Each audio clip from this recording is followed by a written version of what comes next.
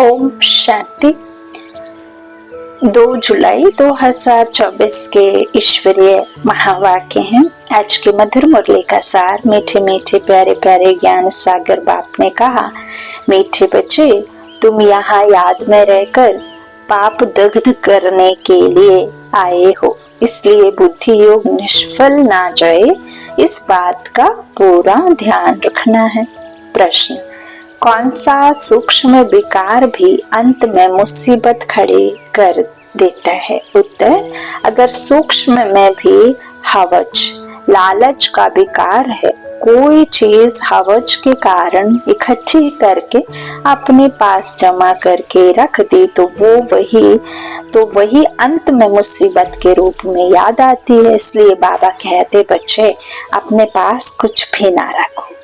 आपने देखा है ना, जो गंगा तट के किनारे या ये परिक्रमावासी इस तरह से जो भी मुक्ति की बातें करते हैं, उनके पास हम कुछ भी सामान नहीं रहता। उनका ऐसा रहता है कि हम इतना सब समेट करके कहाँ रहेंगे, क्या करेंगे, इसमें दिल लगा रहेगा तो फिर हमारा मुश्किल हो जाएगा जीना। तो ऐसे ही बाबा कहते हैं, आप सब कुछ सामान इकट्ठा करके रखेंगे, बस सामान देह से जुड़े हर एक संबंध की बात बाबा कह रहे हैं। तो देह में तो बहुत सारी बातें आ जाती हैं, है ना, रिश्ते नाते सुख सुविधाएं और की चाहत, बहुत कुछ आ जाता है। इसीलिए बाबा क्या कह रहे हैं कि लास्ट में फिर ये सब बहुत मुश्किल में डाल देगा। अपने पास कुछ भी ना रखो, तुम्हें सब संकल्पों को भी समेटकर बाप की याद में रहने की आदत डालनी है। इसलिए देही अभिमानी बनने का अभ्यास करो। जब हम देह से न्यारा खुद को समझेंगे तो ये देह के संबंध से हमारा रिश्ता धीरे धीरे बुद्धि से टूटता जाएगा, तो फिर हमें उन सब में दिलचस्पी नहीं रहेगी। ओम शांति। बच्चों को रोज रोज याद दिलाते हैं, देही अभिमानी बनो, क्योंकि बुद्धि इधर उधर जाती है। अज्ञान काल में भी कथा वार्ता सुनते हैं तो बुद्धि बाहर भटकती है, यहाँ भी भटकती है। इसलिए रोज रोज कहते हैं, देही अभिमानी बनो। वह तो कहेंगे, हम जो सुनाते हैं उस पर ध्यान दो, धारण करो। शास्त्र जो सुनाते हैं वह वचन ध्यान पर रखो। यहाँ तो बाप आत्माओं को समझाते हैं, तुम सब स्टूडेंट देही अभिमानी होकर बैठो। श्री बाबा आते हैं पढ़ाने के लिए। ऐसा कोई कॉलेज नहीं होगा जहाँ समझेंगे श्री बाबा पढ़ाते हैं। ऐसा स्कूल होना ही चाहिए पुरुषोत्तम संगम युग पर। स्टूडेंट बैठे हैं और यह भी समझते हैं, परमपिता परमात्मा आते हैं हमको पढ़ाने, श्री बाबा आते हैं हमको पढ़ाने। पहली बात समझाते हैं, तुमको पावन बनना है और तो मामेकम याद करो, परंतु माया घड़ी घड़ी भुला देती है। इसलिए बाप खबरदार करते हैं, कोई को समझाना है तो भी पहली बात समझाओ कि भगवान कौन है। भगवान जो पतित पावन दुख हरता सुख करता है, वह कहाँ है? उनको याद तो सब करते हैं। जब कोई आफतें आती हैं, कहते हैं, हे भगवान रहम करो। किसको बचाना होता है तो भी कहते हैं, हे भगवान। कुछ बिगड़ी बनानी होती है तो भी कहते हैं, भगवान बिगड़ी बनाओ। कुछ घर परिवार के काम संभालने हैं जो नहीं आप चाहते हैं नहीं हुए, उसके लिए भी भगवान को याद करते हो, गॉड हमको दुख से लिबरेट करो। दुख तो सबको है, यह तो पक्का मालूम है। सतयुग को सुख धाम कहा जाता है, कलयुग को दुख धाम कहा जाता है, यह बच्चे जानते हैं, फिर भी माया बुला देती है। यह याद में बिठाने की रस्म भी ड्रामा में है, क्योंकि बहुत हैं जो सारा दिन याद नहीं करते हैं, 1 मिनट भी याद नहीं करते हैं, फिर याद दिलाने के लिए यहाँ बिठाते हैं। याद करने की युक्ति बतलाते हैं तो पक्का हो जाए। बाप की याद से ही हमको सतो प्रधान बनना है। सतो प्रधान बनने की बाप ने फर्स्ट क्लास रियल युक्ति बताई है। पतित पावन तो एक ही है, वह आकर युक्ति बताते हैं। यहाँ तुम बच्चे शांति में तब बैठते हो जब बाप के साथ योग है, क्योंकि हमारी दुनिया, हमारा संसार, हमारा जो परमात्मा है, वो है ही शांति की दुनिया का रहने वाले, और हम भी बच्चे शांति की दुनिया के रहने वाले। वहाँ कोई कर्म धर्म नियम चिरपुर मुख की आवाज है ही नहीं, है ना, क्योंकि देह नहीं। तो बाबा कहते हैं शांति में कब रहते हो, जब बाप के साथ योग है, याद है। अगर बुद्धि का योग यहाँ वहाँ गया तो शांत में नहीं है, गोया अशांत है। जितना समय यहाँ वहाँ बुद्धि योग गया वह निष्फल हुआ, क्योंकि पाप तो कटते नहीं। दुनिया यह नहीं जानती कि पाप कैसे कटते हैं। गंगा स्नान करने से, पूजा पाठ करने से, व्रत तप करने से, यज्ञ आदि रच लेने से, गीता पाठ करवा लेने से, शिव पुराण पढ़ लेने से, करवा लेने से, मंत्रोच्चारण कर लेने से, ये अभी तक हमने समझा जब तक हम भक्ति में थे। ज्ञान में बाबा ने कहा कर्म करना, कर्म श्रेष्ठ बनाना, कर्मों का गुहा राज समझकर बाबा ने हमें श्रेष्ठ स्थिति में रहने की एक कला, जो जीवन जीना, कैसे जीवन जीना है, तो हमें सिर्फ देना सिखाया, है ना।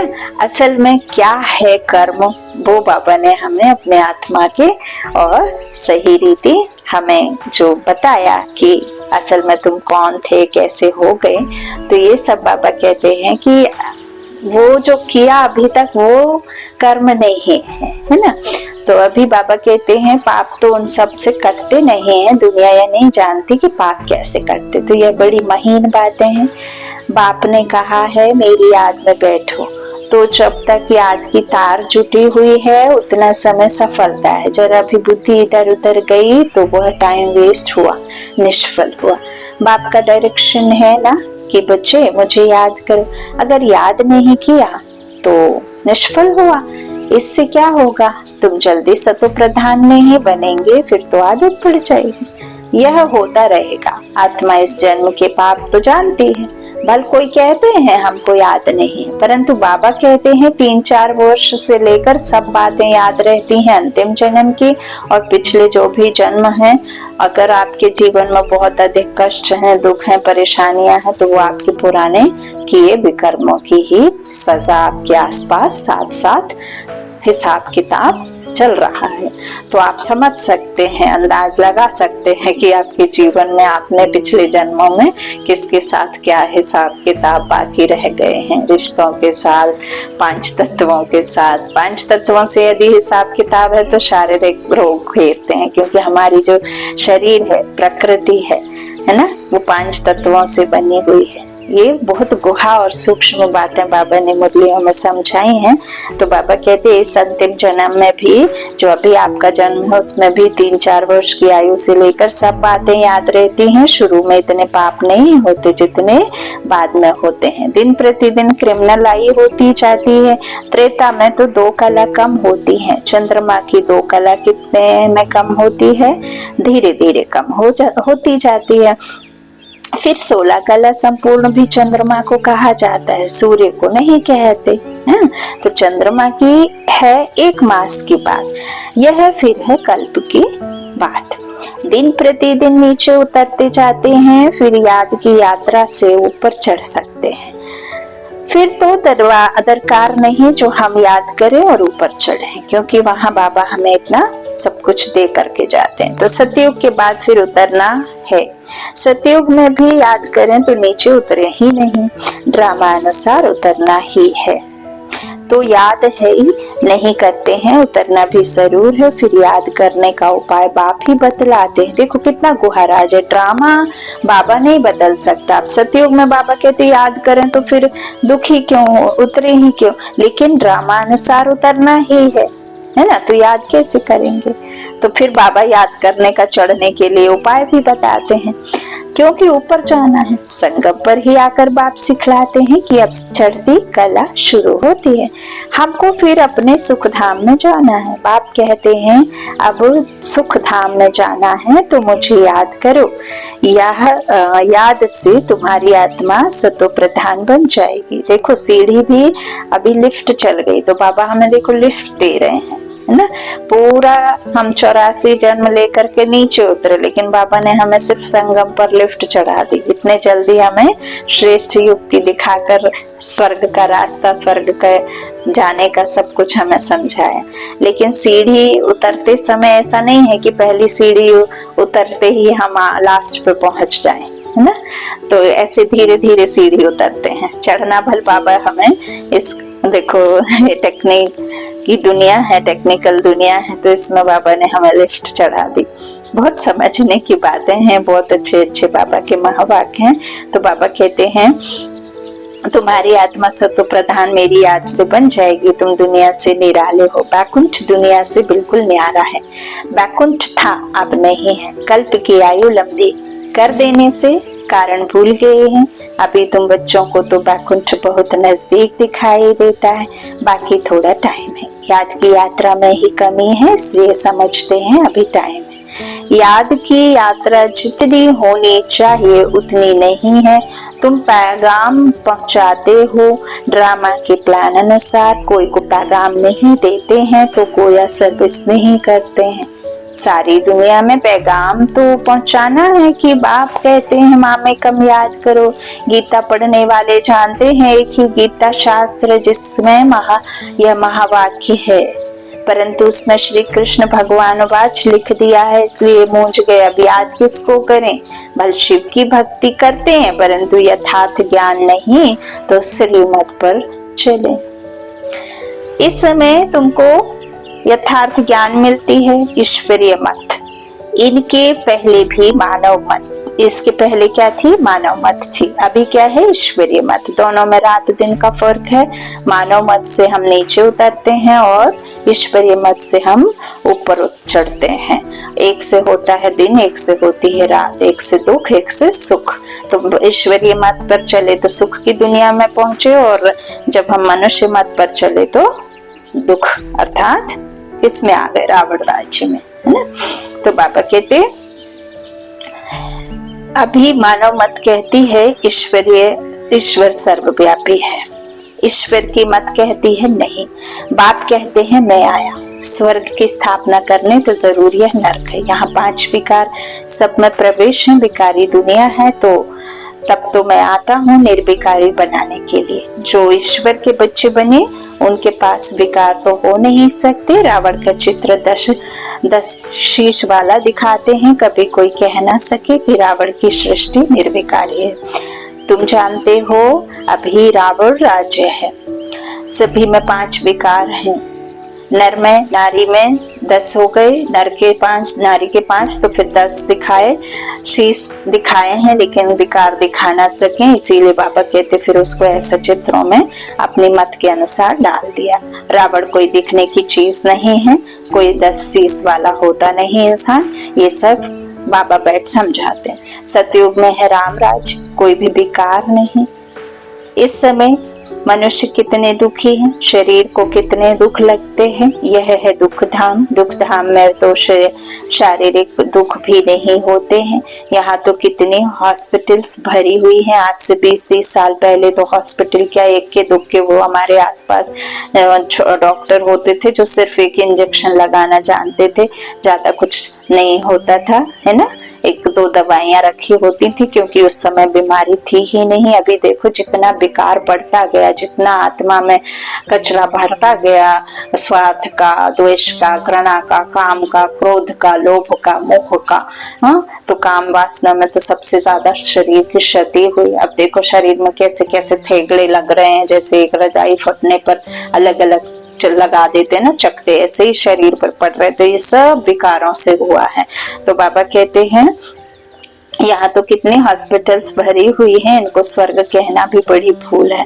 तो समझकर औरों को समझाना है। वह पढ़ाई कोई को समझाने के लिए नहीं है। इम्तिहान पास किया और नौकरी पर चढ़ा। लौकिक में जो हम स्कूल में पढ़ाई पढ़ते हैं वो कोई किसी को समझाना थोड़ी है। हमने वो पढ़ाई पढ़ी और इम्तिहान पास किया, नौकरी पर चढ़ गए। नौकरी पर चढ़े तो अपने घर परिवार को, अपने जीवन को अच्छा सुख सुविधाओं से भर लिया, बस उतना है। बाबा की पढ़ाई में शांति है, सुख है, आनंद है, ज्ञान है ना, मुक्ति है, जीवन मुक्ति है। तो बाबा कहते हैं तुमको फिर पैगाम देना है, यहाँ तो तुमको सबको बताना है, सिर्फ एक बाप थोड़े ही देंगे। अब बाबा तो निराकार है, वो कैसे देंगे? साकार तो एक में आए, फिर सबको बैठ सुनाए, फिर और जो बाबा ने बच्चे निमित्त चुने वो फिर ज्ञान दे। तो जो बहुत होशियार हैं उनको टीचर कहा जाता है, कम होशियार हैं तो उनको स्टूडेंट कहा जाता है। सीखने वाले को स्टूडेंट और सिखाने वाले को टीचर। तो बेहद का टीचर है और बाकी सब स्टूडेंट है। तो तुम्हें सबको पैगाम देना है, पूछना है, भगवान को जानते हो? वह तो बाप है सबका। तो मूल बात है बाप का परिचय देना, क्योंकि कोई जानते नहीं है। ऊंचते ऊंच बाप है, सारे विश्व को पावन बनाने वाला है। सारा विश्व पावन था जिसमें भारत ही था, और कोई धर्म वाला कह ना सके कि हम नई दुनिया में आए हैं। वह तो समझते हैं हमारे से आगे कोई होकर गए हैं। क्राइस्ट भी जरूर कोई में आएगा, उनके आगे जरूर कोई थे। बाप बैठ समझाते हैं, मैं इस ब्रह्मा तन में प्रवेश करता हूँ। यह भी कोई मानते नहीं कि ब्रह्मा के तन में आते हैं। अरे ब्राह्मण तो चाहिए जरूर, ब्राह्मण के तन में ही तो परे ते परे रहने वाला आएगा। ब्राह्मण कहाँ से आएंगे? जरूर ब्रह्मा से ही तो आएंगे ना। अच्छा, ब्रह्मा का बाप कभी सुना? वह है ग्रेट ग्रेट ग्रैंडफादर, उनका साकार फादर कोई नहीं। ब्रह्मा का साकार बाप कौन? कोई बतला ना सके। ब्रह्मा तो गाया हुआ है, प्रजापिता भी है। जैसे निराकार शिव बाबा कहते हैं उनका बाप बताओ, फिर साकार प्रजापिता ब्रह्मा का बाप बताओ। शिव बाबा तो अडॉप्ट किया हुआ नहीं है, यह अडॉप्ट किया हुआ है ब्रह्मा। तो कहेंगे इनको शिव बाबा ने अडॉप्ट किया, विष्णु को शिव बाबा ने अडॉप्ट किया है।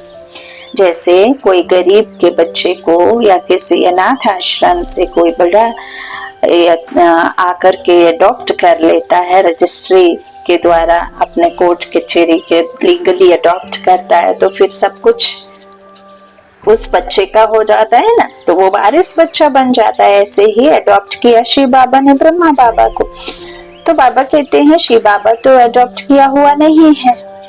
ऐसा बाबा कहते हैं, यह तो तुम जानते हो ब्रह्मा सो विष्णु बनते हैं, अडॉप्ट तो हुआ नहीं।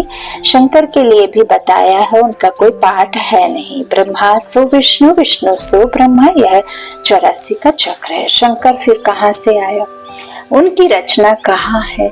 बाप की तो रचना है, वह सब आत्माओं का बाप है, और ब्रह्मा की रचना है सब मनुष्य। शंकर की रचना कहाँ है? शंकर से कोई मनुष्य दुनिया नहीं रची जाती। बाप आकर यह सब बातें समझाते हैं, फिर भी बच्चे घड़ी घड़ी भूल जाते हैं। हर एक की बुद्धि नंबरवार है ना, जितनी बुद्धि उतनी टीचर की पढ़ाई धारण कर सकते हैं। यह है बेहद की पढ़ाई। पढ़ाई के अनुसार ही नंबरवार पद पाते हैं। भल पढ़ाई एक ही है मनुष्य से देवता बनने की, परंतु डिनाइस्टी बनती है ना, यह भी बुद्धि में आना चाहिए कि हम कौन सा पद पाएंगे। राजा बनना तो मेहनत का काम है, राजाओं के पास दास दासियां भी चाहिए। दास दासियां कौन बनते हैं यह भी तुम समझ सकते हो। नंबरवार पुरुषार्थ अनुसार हर एक को दासियां मिलती होंगी, तो ऐसा नहीं पढ़ना चाहिए जो जन्म जन्मांतर दास दासी बने। पुरुषार्थ करना है उच्च बनने का, है ना। पढ़ेंगे लिखेंगे बनेंगे ना बाप, नहीं पढ़ेंगे लिखेंगे तो बनेंगे खराब। बाबा कहते हैं जो पढ़ता कम है वो फिर भरीड होता है ना। तो बाबा कहते तो सच्ची शांति बाप की याद में है। जरा भी बुद्धि इधर उधर गई तो टाइम वेस्ट होगा, कमाई कम होगी, सतो प्रधान बन नहीं सकेंगे। यह भी समझाया है कि हाथों से काम करते रहो, दिल से बाप को याद करो। दिल याद दे और हाथ कर दे, है ना। हाथों से कर्म करते हुए दिल बाप को दे दो।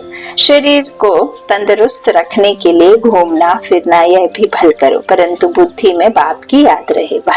अगर साथ में कोई हो तो झरमुई झकमुई नहीं करनी है, यह तो हर एक की दिल गवाही देती है। बाबा समझा देते हैं ऐसी अवस्था में चक्कर लगाओ।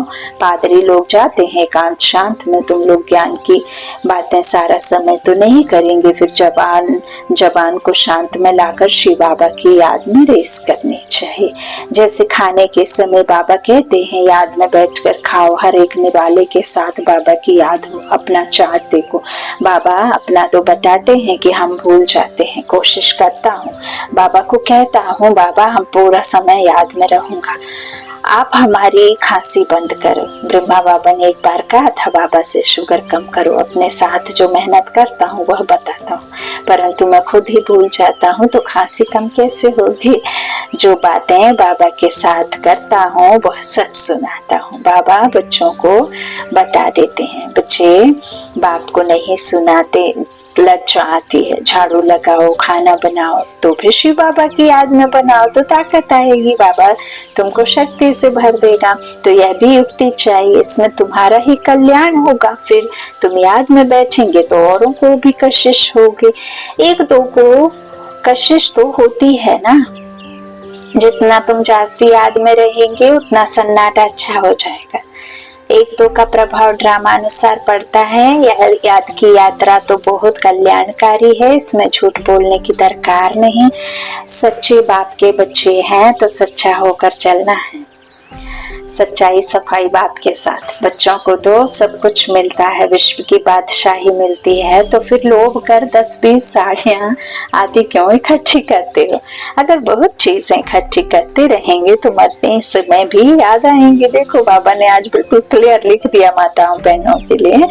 इसलिए मिसाल देते हैं कि स्त्री ने उनको कहा लाठी भी छोड़ दो, नहीं तो यह भी याद आएगी।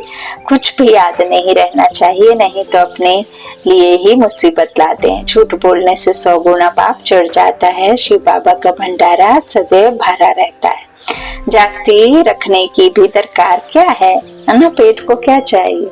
तो बाबा कहते जास्ती रखने की दरकार नहीं है, जिसकी चोरी हो जाती है। अब गरीब को देखो, फुटपाथ पे भी सो लेता है, एक टाइम कमाता है और रात में खा लेता है, दिन में फिर कमाने निकल जाता है। ना चोरी का डर, ना उनको किसी मान सम्मान की फिक्र। तो बाबा कहते हैं इस तरह जो भी है, तो जिसकी चोरी हो जाती है तो सब कुछ दिया जाता है ना। अब चिंता करने का तो विषय जिसके पास है वही चिंता करे। तो तुम बच्चों को बाप से रजाई मिलती है तो क्या कपड़े आदि नहीं मिलेंगे। सिर्फ फालतू खर्चा नहीं करना चाहिए, क्योंकि अबलाएं ही मदद करती हैं स्वर्ग की स्थापना में।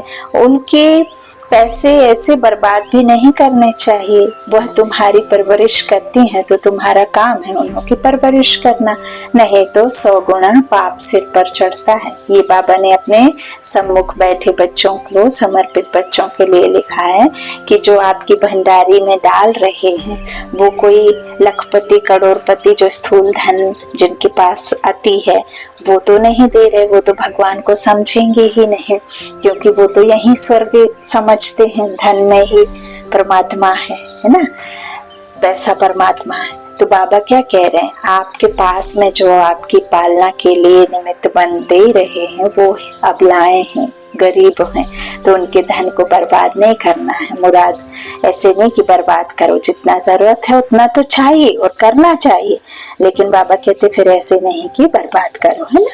तो वह तुम्हारी परवरिश करती तो तुम्हारा काम है उन्हों की परवरिश करना, नहीं तो 100 गुना पाप सिर पर चढ़ता है। अच्छा, मीठे मीठे सिक्की लधे बच्चों प्रति माता पिता बाप दादा का याद प्यार और गुड मॉर्निंग। रूहानी बाप के रूहानी बच्चों को नमस्ते। हम रूहानी बच्चों के रूहानी माता पिता बाप दादा को याद प्यार और गुड मॉर्निंग। शुक्रिया बाबा, शुक्रिया। धारणा के लिए मुख्य सार। पहला बाबा ने कहा बाप की याद में बैठते समय जरा भी बुद्धि इधर उधर नहीं भटकनी चाहिए, सदा कमाई जमा होती रहे, याद ऐसी हो जो सन्नाटा हो जाए। दूसरा, शरीर को तंदुरुस्त रखने के लिए घूमने फिरने जाते हो तो आपस में झगमई झरमुई पर चिंतन नहीं करना है। अकेले में बाबा से बातें, सबके साथ बाबा की बातें। जबान को शांत में रखा, बाप को याद करने की रेस करनी है। भोजन भी बाप की याद में बनाना है, खाना है। वरदान निश्चय बुद्धि बन कमजोर संकल्पों की जाल को समाप्त करने वाले सफलता संपन्न भव। अभी तक मेजॉरिटी बच्चे कमजोर संकल्पों को स्वयं ही मर्ज करते हैं, सोचते हैं पता नहीं होगा या नहीं होगा, क्या होगा। यह कमजोर संकल्प ही दीवार बन जाते हैं और सफलता उस दीवार के अंदर छिप जाती है। माया कमजोर संकल्पों की जाल बिछा देती है, उसी जाल में फंस जाते हैं। इसलिए मैं निश्चय बुद्धि विजयी हूँ, कल्प कल्प की विजयी हूँ, जन्म से ही सबसे ज्यादा लकी हूँ। सफलता मेरा जन्म सिद्ध अधिकार है, सफलता मेरे कदमों के आगे आगे चलती है और मैं पीछे पीछे। इस स्मृति से कमजोर संकल्पों को समाप्त करो। स्लोगन तीसरा, ज्वालामुखी नेत्र खुला रहे तो माया शक्तिहीन बन जाएगी। उसकी ताकत नहीं है कि आपके उस शक्ति के आगे कुछ कर सके। तो तीसरा, ज्वालामुखी नेत्र खुला रहे तो माया शक्तिहीन बन जाएगी। अच्छा, ओम शांति।